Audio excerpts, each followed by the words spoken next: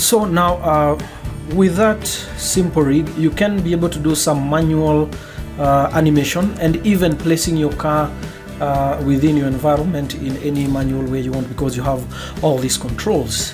But next I would want us to jump into using expressions either to animate this car. Now when we are using expressions, some of the nice rigs we've created already won't work once we start putting expressions, and I'll use a sort of a nice path over there just to illustrate this and just work with expressions. So you may need to save this for your manual placements. Then you have another version of it where you're going to be using expressions to animate it either along a path. Along a path would be okay. So let's just jump in and do that. So I'm going to draw a path first of all. Let me draw a nice path and just come in here, get myself a smooth path and just draw it. So there we are.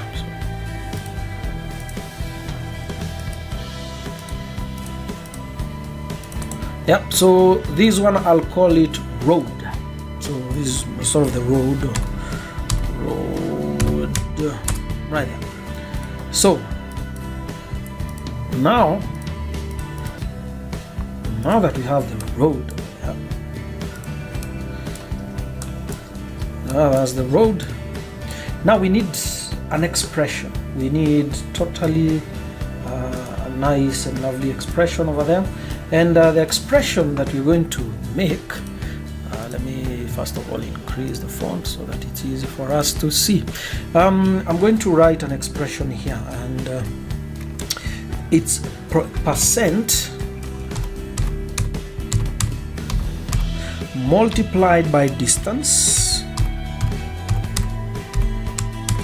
multiplied by pi over pi multiplied by radius. So radius right there. These values, we need to find these values within for our car. So pi equals 3.141 if I am not very wrong, and the distance, we'll have to find that from the road over there, so we'll have to find the distance. The percent will actually be, and it will be a path constraint, the percent of the path constraint. Then we'll have the radius. This is the radius of the tires, and most of these are very easy to find. So let's find out pi. We don't, Max already knows what pi is. So the distance, how do we get the distance of our path here? So you select it, come to utilities, then there's this measure tool, this one, measure. Okay, then you have your distance over here in length. So let me write it down here because it's a constant value, 2970.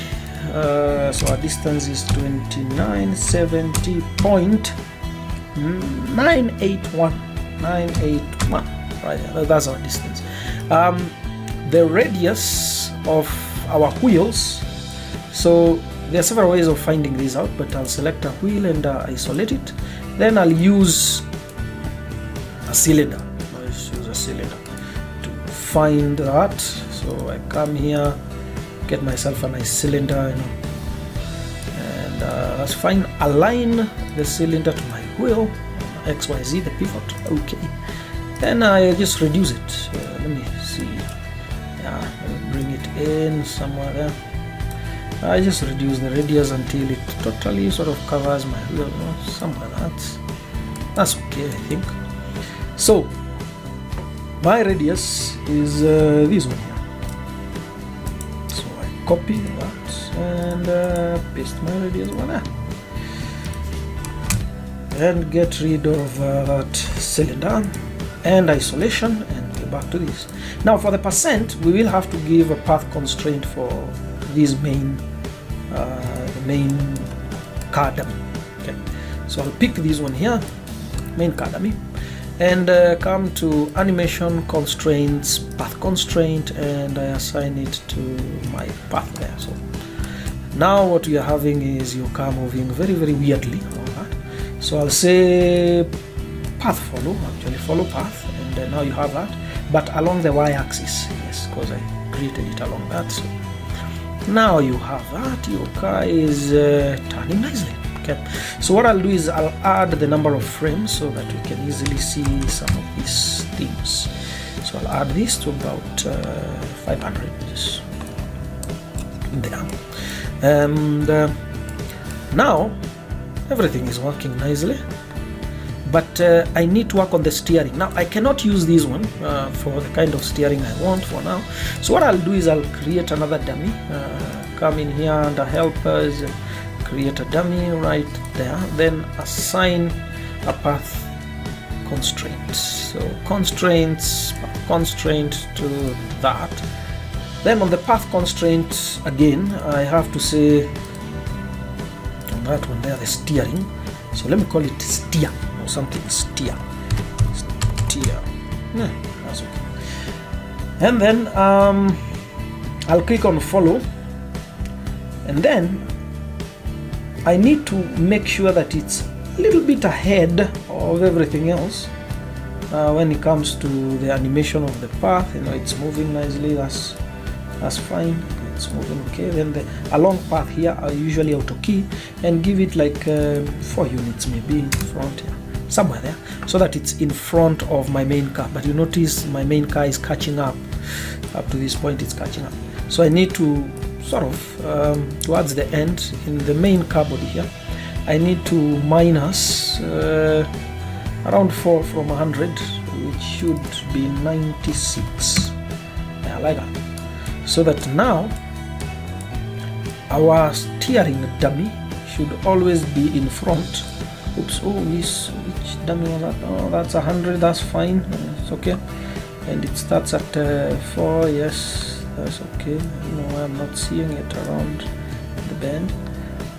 Then this main one here, there's a key here. Okay, so get rid of that key and give it 96 here. So 96 right there. So now we are good. So it's always in front. So it's like my steering dummy. See. So how do I make it steer? Well, simple. I'm going to use another constraint at this point.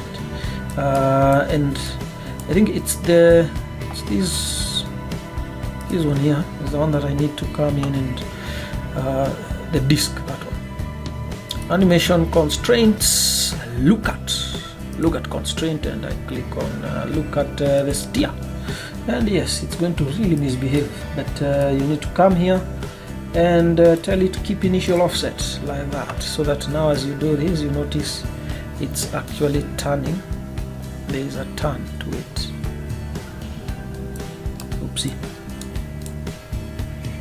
Right, so this one I think I better bring it way in front. It should actually be way ahead, way ahead. So let me see how far ahead should it be. So select that, come to its path, need to come to its path constraint, that one, and the position. Where is my path?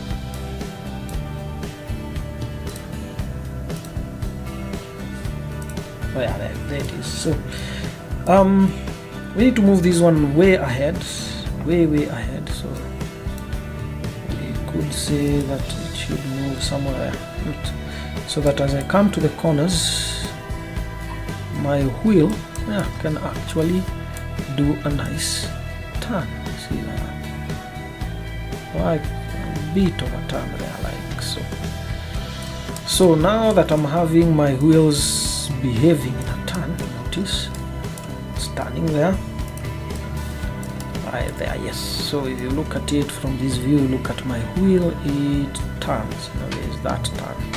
So I need to do the same for these other, so that both of them now turn.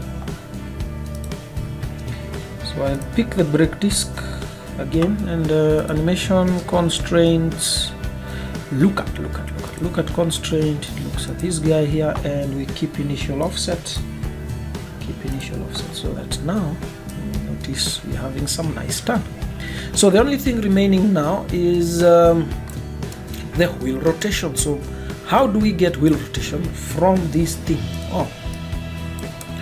Okay, so I'll have to come in here and pick my wheels. There's a bit of a turn because of this here, but it's fine. Anyway, I'll leave it the way it is for now. Well, these ones are turning on the inside, so we need to reduce the weight of the turn. Look at axis should be along, not this, along that is. Right, so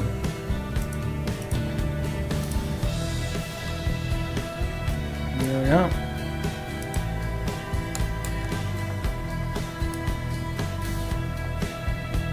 Yeah, something like that. So now all I need to do is rotate. I need my wheels to rotate, so I'll start with this one here because it's the one that is rotating along the, I think it's the Z axis or something. So and now they're not rotating because remember we had put some wires earlier, so I need to come in and remove those so that we get the rotation nicely. So I'll come to rotation and I just change it. I usually just change it to TCP, then bring it back to Euler XYZ there. So now I free it. So now what I need to do is put an expression on this one's rotation Z. So now our expression comes in. So I come to this one under rotation Z, come in here, put a float expression. Okay, now remember we have different values that we need to work on, and here they are. Okay, we need to create these values. So we need to create distance. So it's here, so this there and create. Okay, and then we also need percent. Okay, and then come in here and create that. Then finally we need the radius. Pi, the software already knows what pi is, so I come in here and paste, create a radius. Now we need to start giving them values, the values that we had actually written here. So we want to start with distance, which is this, copy that, and I come in here and under distance click on assign constant, and our distance is that. Okay, then radius also is a constant, so our radius here, copy that and assign a constant for the radius. These are all scalar values. Then finally the percentage needs, it's a controller, so we need to come and assign a controller the path constraint that we made from the main here. So we need to come to main, under transform, position, path constraint, and here it is. We have percent linear float, and you click on OK, and now we have everything we need, only the expression. Now we need to add this because we've already written it down. Come in here and we need to add that, and paste that and evaluate.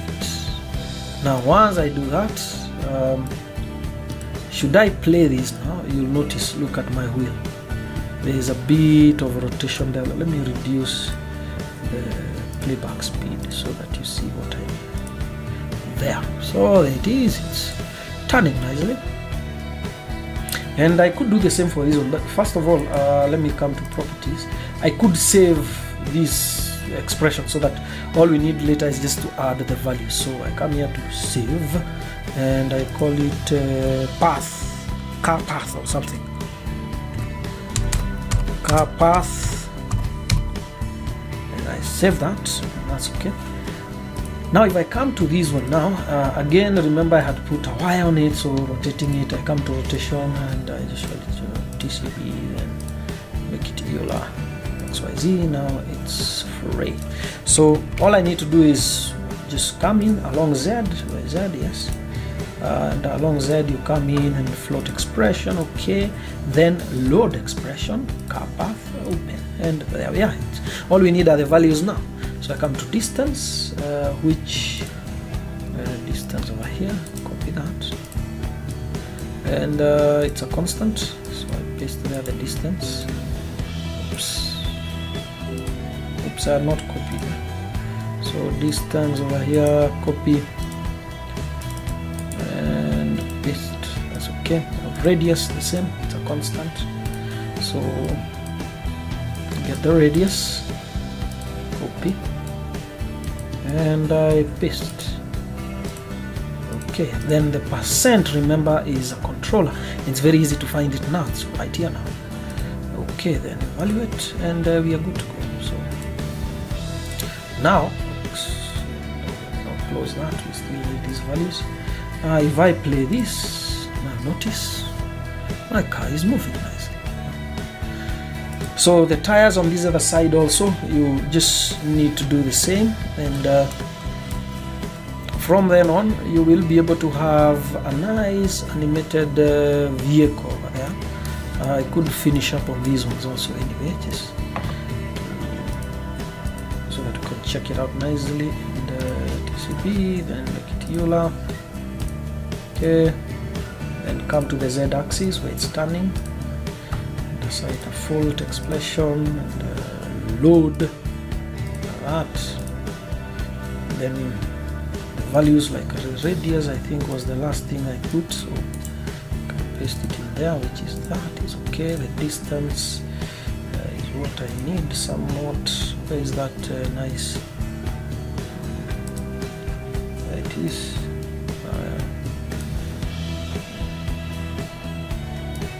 Then no,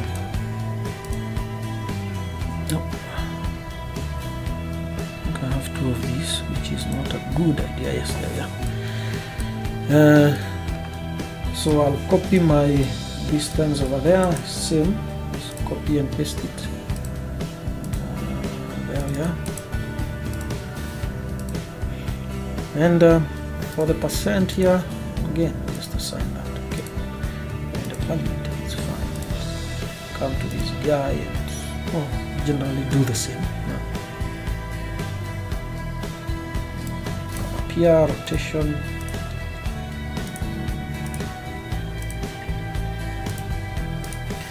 and along Z, a float expression, okay, and load that. Distance was the last one I put, so paste that, okay. Then radius also needs, yeah, so assign a constant, and for the path percentage, right there, evaluate, and now I am happy with the results. So the lookat is really not working very nicely, but maybe later I can work on it. So now I already have my car. It's very slow. I've slowed down the playback time, but the speed of the car usually moves depending on how, if we were to actually move the position of the path key, then it would also work. So my lookat is not really working nicely, but there we are. Now you get the whole idea. Nicely over there. There we are. So now you have your car, and you can animate it using a path, a line, and you can manually just place it within your environment with the controls we have built. Now these, we have not affected the roll. The roll has not yet been affected, it's still there. So you can actually animate this because we've not tied any expression to it. So it's still there, so you can make use of it nicely even as you animate along a path. So there we are. So all you need to do, people, is practice. I noticed the rig was not very fancy. It's something very easy to do and animate along a path. So continue practicing, people, and remember, be better than yesterday. I'm Benjamin Waithaka for 3D Benja. Till the next video, where we're going to start now working on the road, on the environment itself, making it in 3D Max, throwing it to Madbox for texturing and sculpting. Then finally, we are going to use the knowledge we had on the previous videos, so that we can be able to paint some trees and along our environment and light it up and place our car in there. So till next time, have a great one.